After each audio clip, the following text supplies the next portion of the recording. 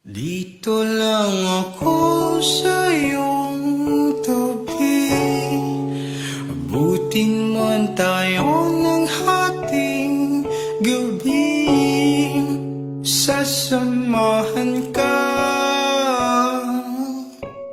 Tumanda kayo na magkasama sa grasya at biyaya ng Diyos. At alam ko, diyakap ni Kuya Rudy para sa iyo din, Ate Lucy. For you.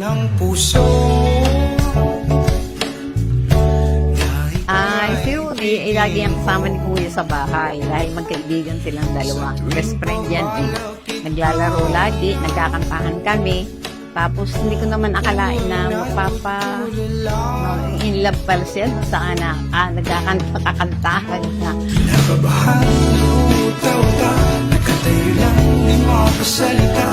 Kasi siya ay teacher dati sa Visayan Elementary School. So doon siya nang tuturo. Kami ay na parehong officer ng San Chidoro Youth Club. Doon kami nagkakilala. Doon kami naging close. Noon ko siya niligawan.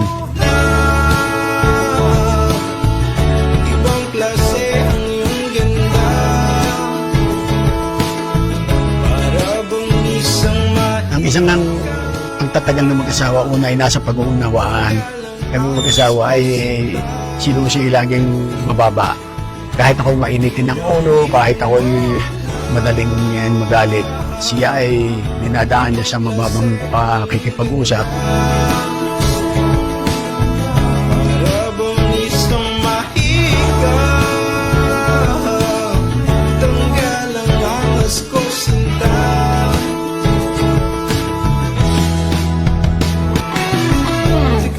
Ang sikreto ko ay, una ay siyempre ang Panginoon.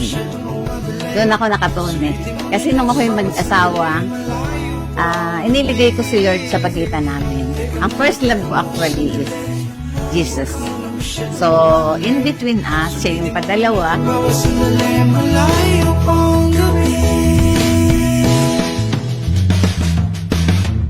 Kaya dito lang ako sa iyong tabi, abutin man tayo ng hating gabi, sasamahan ka.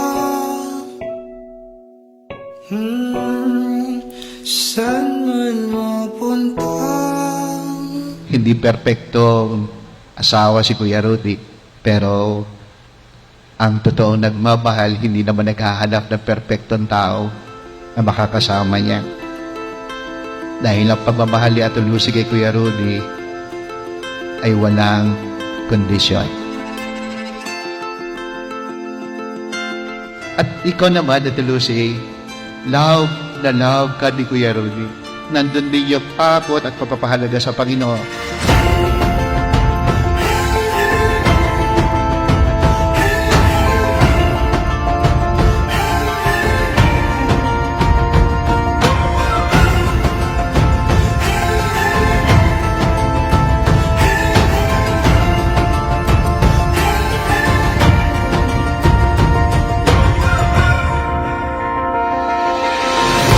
At yun ang kagandahan kapag pinagsusubikapan natin, ilagay sa gitna natin ang Panginoon. Meron laging babalikan. Kung nagkakasiraman minsan, papunta lagi sa kaayusan.